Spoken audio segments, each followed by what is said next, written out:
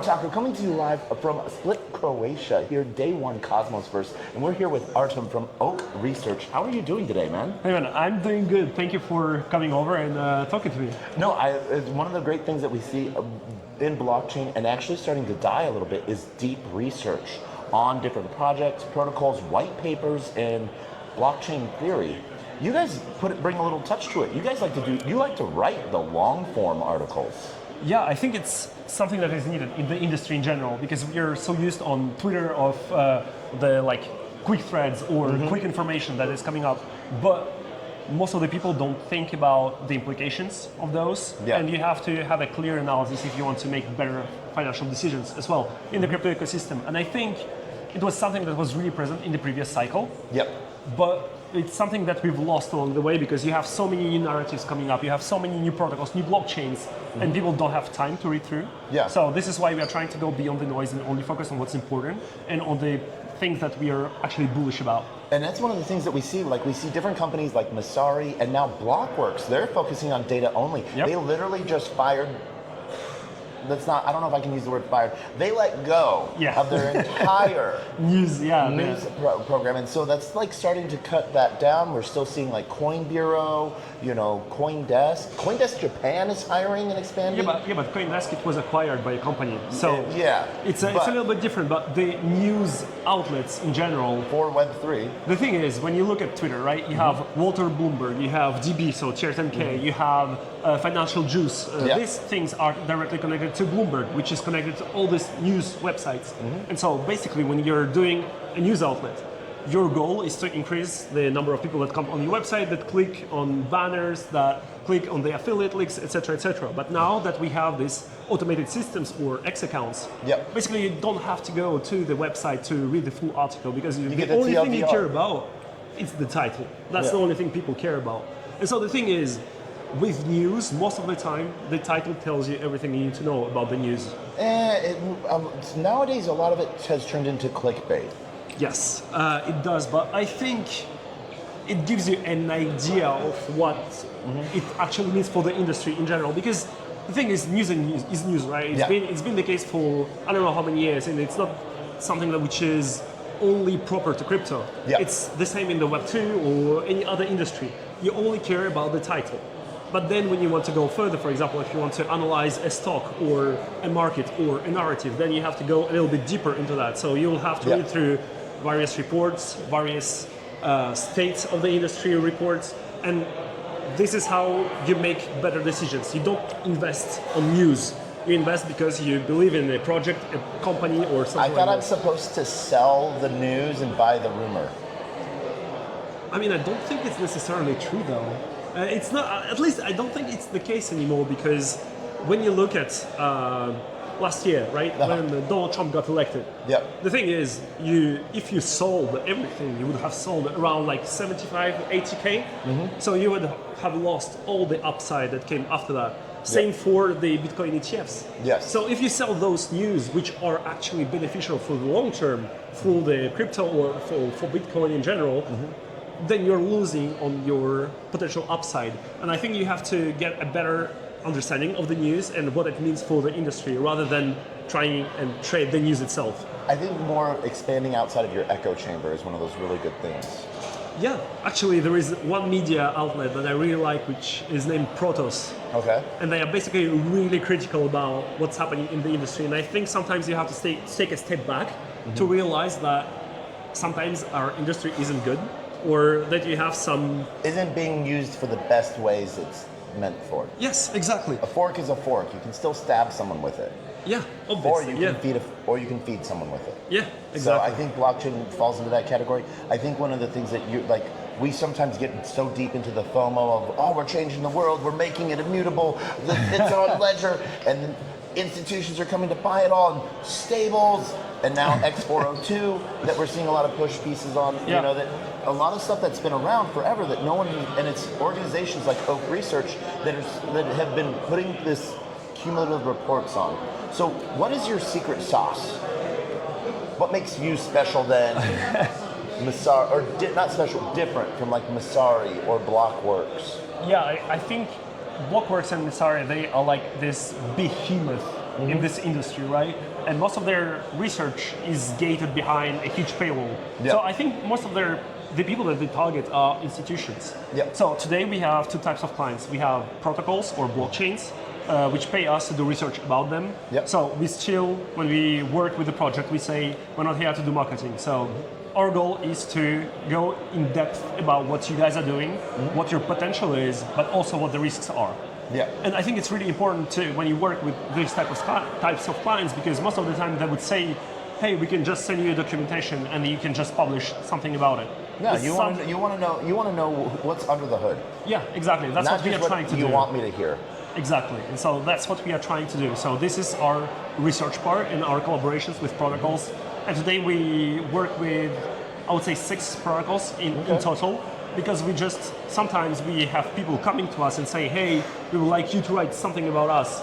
We're like, yeah, we don't really align with your vision and we don't really feel like talking about you. Yeah. And so it's about also choosing who you work with. Exactly. And so this is something that we have kind of understood. And the thing is, you earn less money, obviously. I don't think so. Not all money is good money. I think what it does is it sets the standards on that short term. Exactly. You might lose out short term, but you build out long term. Exactly, and that's why the protocols we work with, for example, like Ethena or Plasma or Euler or Maple, these are like big protocols that are actually building something. How do you think Plasma has been doing, especially with this huge advent of stables across the chain, every chain? I think their launch, the launch campaign, right? Well, let's talk about this. So the pre-deposit vault has been really a good thing because they didn't get C-build. They were open to the public in general, because when you look at what Stable has been doing, they launched a vault for 1 billion in deposits. Before the vault even opened, already 600 million in deposits from insiders. Yeah. So this is something that Plasma kind of avoided. Then they airdropped all the small holders 10,000 tokens for essentially free, because they wanted it to be about the community as well. So I think their launch was great. I think one mistake that they made is when the network went live, there was essentially no use case for XPL. So for example, they launched on Aave day one, but the thing is you couldn't deposit XPL as collateral. Yeah. So essentially, if you wanted to bet on XPL on chain, you would go to Hyperliquid and short it or long it, right? So in the first days, because lots of people missed out on the pre-sale and there was all this hype around stablecoins, people started buying it. So it went parabolic. So it went from 0.7 to 1.36, something like this. But then once the hype died down and lots of people who were in the pre-sale, they were like, okay, now it may be some time to take my profits. And then you have all the liquidity programs that were instated at the same time. So you would earn XPL for your deposits on the various dApps. Yeah. So it allowed them to distribute tokens around and get lots of TVL, but then all these people that were coming for it, they were basically dumping their rewards, right? Yeah. And so I think like most of the time in crypto, the token price does not necessarily represent the professionalism or the ambitions or goals of the projects, because otherwise we wouldn't have XRP in the top 5. At least that's my opinion. Okay. But because I like his hot take. I like it. You can find Brad. Don't be mean to him. But yeah, so this is the thing, right? It's a new layer 1. Yep. There is lots of people that hold these tokens. Okay. So you would have this price correction. I think in the long term, however, Plasma team showed that, because they didn't really get support from Tether either, because it was like the Tether chain, and I think lots of people realized that yes, Tether has invested in them, but they didn't like deploy any funds on Plasma, and I think it was one of the expectations that people had. And actually, when you look at the network metrics, you're seeing, and this was the thesis behind Plasma, it's to overtake Tron. And now more and more exchanges, so centralized exchanges, we were before trading USDT only on Tron between each other, and market makers, etc. They're switching towards Plasma because it's easier, it's EVM, you have USDT free transfers. You mean TVM is hard? TVM? Instead of EVM, it's TVM. I think if you want to have an easier user experience, the bridge from Plasma to another chain is really easy. While Yeah. if you want to find a bridge for Tron, you have to look a little bit harder. And Shout out D-Bridge. yeah, Dbridge actually is a really good tool. I have a tweet that's in my drafts right now because I was like writing it while I was flying. Don't know, just yesterday or maybe today, I don't know time zones right now. Coinbase listed DBR. Nice. Okay. I mean, it makes sense, and especially Coinbase, they're like on a listing spree at the moment, so they are. kind of feel left Well, behind. that one is that like so they still have reasons when they list things. Like I know the team, and so either it's they finally got their list of tokens to list due to acknowledgements, Yeah. or because things are coming. Something's coming. Maybe. Hopefully. Alex? I have some Alex? DBR. I have some DBR. So. Yeah. But yeah, and I think in general, the state of and this is like one of my takes, when we are looking at the market at the moment, you essentially have no upside of holding a token. And we've seen it because of the airdrops. Yeah. Essentially today what you need to have is to have some stable coins that you will deposit on a new chain or a new protocol that you will farm for whatever weeks, however weeks you want to. Once you get the airdrop, you just increase your stable allocation because you dump the token, then you move on to the next thing. And then essentially, we're at Cosmoverse, right? So Cosmos kind of has been the pioneer in the airdrop thing. You have to stake Atom in order to get other airdrops. Yep. That's how you got Osmosis, Crescent, Juno, etc., etc., etc. You touched But Juno. right now, Yeah. right now, when you look at it, you have no upside of holding any other altcoin, and so you're seeing the stablecoin market cap going only up, Yep. without necessarily Bitcoin going up or other altcoins going up. And we had this event on the 10th of October, basically wiped out lots of open interest, lots of people. It set the market back 11 days. Yeah, but I don't think it's about setting the market back. It's about the feeling that some people in the market get, because we were talking about, hey, we will not see big drawdowns on Bitcoin because of all the institutions, etc., etc.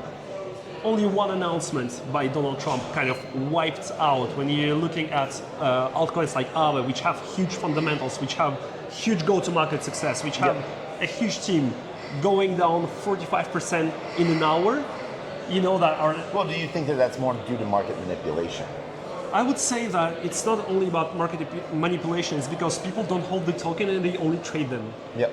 That's why you're seeing huge open interest being wiped out. Essentially half of the open interest in the crypto market has been wiped out. And it's only people that are levered. Well, and don't you feel that might be a good thing?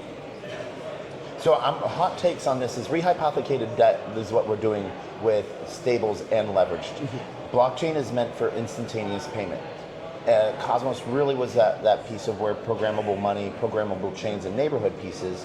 And the idea of moving nowhere in institutional finance can you do 500x leverage. Yes. Yeah. But I can do it on WEX, and I do it daily. Yeah, I think it used to be a good thing before in the previous cycle. I think when we wiped a huge amount of open interest in the market, you would basically have people switch towards spot. Here what we are seeing is people are just getting liquidated and not coming back or being disgusted from the whole ecosystem.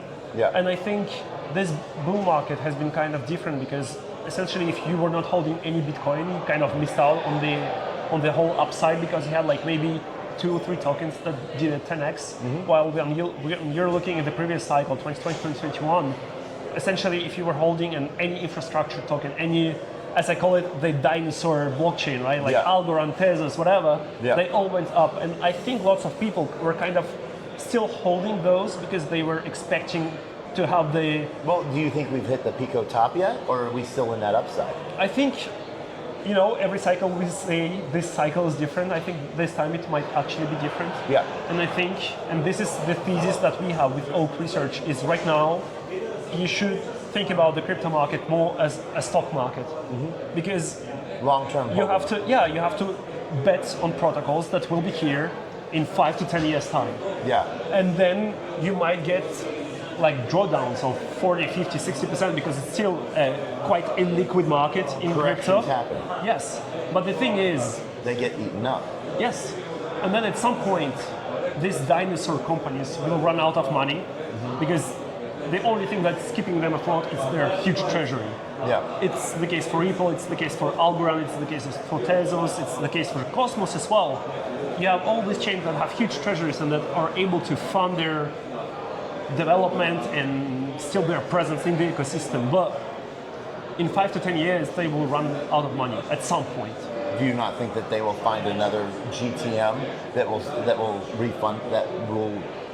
refuel that treasury and keep it alive in a different sense? I honestly think that in 5 to 10 years, the market cap, the top 100 market cap will look completely different from what we are seeing today. And I think Do you think meme coins will still make the top 100? Or Some will of them, yes. will they make the top 25? Yeah, I mean, some of them will. Some of them will, obviously, because it's still like we're degen gamblers or whatever. We are. So, but I believe that, and I hope so, that the industry will actually mature and will focus on businesses that make actual money, because that's what you need to survive. Yeah. And on the businesses that pay the yield out to their holders, and then actually you get a benefit for holding a token, and not only like promises or gambling. You actually get yield like such like dividends, and it's not coming from inflation on the token; it's coming from their real business.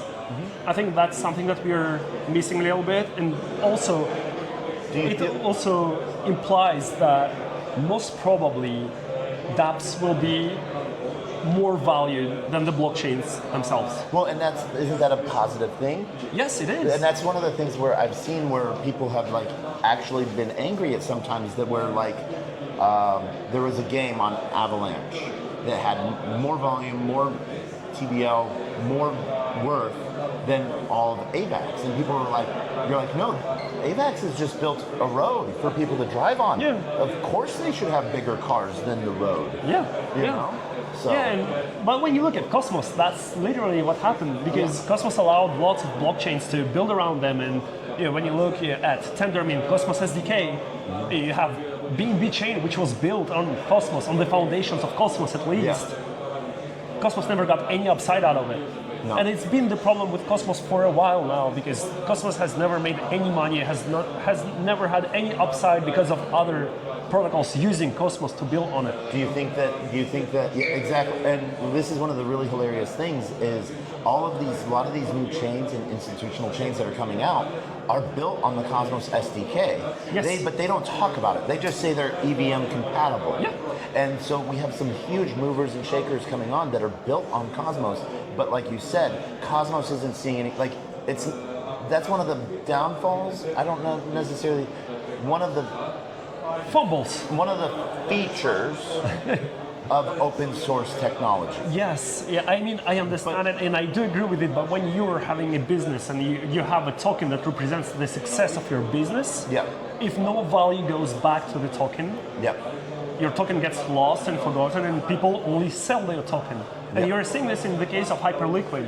It's been like one of the phenomena of this cycle, because they have redirected 99% of their revenue towards buybacks, which in my opinion isn't a good thing either, because you have to keep like a treasury in order to fund things and like have a cushion in case everything goes to shit, essentially. So I think Hyperliquid kind of showed that if your attention revolves around your token and you have a great product that actually makes money, your token will behave in a good way. And we've seen it, because when the market went to shit, Hyperliquid was one of those that lost the least in terms of percentage or market cap, whatever. And then when everything skyrocketed on the market, Hyperliquid was almost every time the single biggest gainer in 24 hours. And they made it to the top 10 of the crypto market cap in essentially 2 years. So they kind of have set the precedent for that. Yeah, I mean, they kind of, if you look at the beginning of Hyperliquid, it was like 2022, 2023. The start of them, but the launch of their token. Yes. So, and do you believe, like one of the things that I think is where some really new technology that's coming back into the Cosmos ecosystem to sort of focus on Atom is Eureka. Yeah, I think I've been a Cosmos holder, staker, participant for. I actually bought my first Atom tokens, I believe, in February 2020. Sorry, 2020. And I almost sold everything 6 months ago, because at some point, the problem with Cosmos were the politics that kind of inside the whole thing. You had lots of people leaving, you have lots of people building their own projects around Cosmos. You had no value flowing back to Cosmos, and people that were actually trying to make a change, they kind of got sidelined because of the whole thing. Now you have new initiatives emerging, but I think for the last 3 years, everyone was talking about, yeah, Cosmos needs a turnaround. Yeah, we need to do something about Cosmos. And nothing has really been done yet. At least nothing significant and nothing that actually turned the chain around. Okay. And I think Cosmos was one of the biggest fumbles of the whole crypto market in general, because it had the best technology, it had a really good wallet back then, which was considered a really good wallet in the previous cycle. You have the interoperability, which was really easy with light clients. You could connect to any chain. You had Osmosis, which basically was the hub for liquidity. You had all these things which were in place for Cosmos to succeed, and then all this politics kind of ruined the chain. And all the innovation and like all the stuff that's happened in Cosmos kind of faded further and further away from the original chain. When you're looking at Osmosis, Osmosis is basically doing their own thing now. They don't even care about Cosmos Hub. Yeah. And I think was like kind of the thing about Cosmos in general, and I think there was a lack of thought given towards long-term sustainability and long-term success. Because Cosmos was born during the ICO era, when it actually had a value compared to other chains. Yeah. And it's kind of fumbled its advantage. And once again, when you think about the meta that was kind of going around this year, it was the perp dexes. And DYDX was one of the first dexes to offer that in a decentralized way. But once again, it wasn't Cosmos. They focused too much on decentralization. They focused too much on giving out grants to some marketing or whatever. And when you look at what Hyperliquid did with essentially no users in the beginning, starting off from nowhere, giving a huge airdrop and actually capturing market share, focusing on its product, maybe putting aside the decentralization for the moment. They will be here in 10 years. Will DYDX be here? It's another question. So what are you bullish about on Cosmos right now? On Cosmos? To be honest, not much. No, I mean, like what excites you? I'm more of a EVM DeFi guy now, but the thing is, right?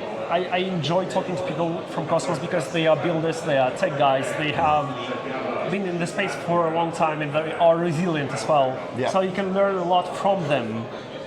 But once again, the tech does not necessarily represent the investment opportunity, because your fundamentals are not directly tied to the price of your token. Yeah. And I'm thinking from my point of view as someone who wants to make money in the ecosystem, and as someone who wants to invest in things I actually believe will be here in 5 to 10 years.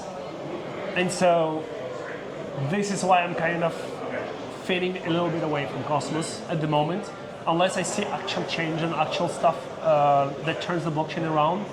But I kind of doubt a little bit, because I think it's been a long time that it should have been done a long time ago.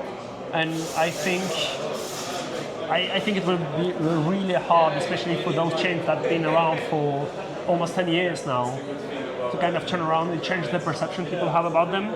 And if you look at the history of crypto, you don't really have a protocol that did that or a blockchain that did that. You always had Bitcoin, Ethereum, and then everything else. And now we have Solana as well. I think Solana kind of turned around. They kind of got rid of it, but because they have a huge BD team and they kind of went full on supporting their ecosystem, people building on Solana, optimizing the chain, doing like institutional partnership, doing DeFi partnership, driving more people in, driving adoption. And I think that's where Solana succeeded. And they kind of got rid of the FTX chain, or the chain that stops every 2 minutes, which was the meme back then. I think it's now 26 months since the last. Yeah. But yeah, I think, to be honest, I'm not very excited about the Cosmos ecosystem, and I really want to be honest here, right? Yeah. Because I don't want to say like I'm excited about the Cosmos EVM because we had this in the past already. So I hope Cosmos finds its way around because I know lots of people that hold Atom. I know lots of people who are bullish on Atom, and I think it's one of the beautiful projects of the ecosystem. But as an investor, that's not something I'm excited about. So, as we wrap this up, Yeah. where can people learn more about Oak Research? Can you spell it out for the algorithm? And are you on X as well? Yes. All Yeah. right. So, how can people learn about Oak Research? Yeah, you just go over to the platform. It's oakresearch.io. You can access most of our research for free.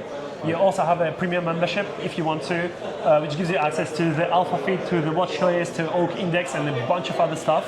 And basically for this video, we can put a code TACO, which gives you 25% off. So 50% off? 25. 50% off. I can go up to 30. Let's go to 30. Okay. I'm going on a tangent here. 30% code TACO. Hey man, appreciate you coming and talking together. Artem, always a pleasure. And where can they find you on Twitter? Yeah, it's Artem_Oak, ARTEM_OAK. Awesome. We'll see you here. Rest Cheers. of Cosmos versus Croatia.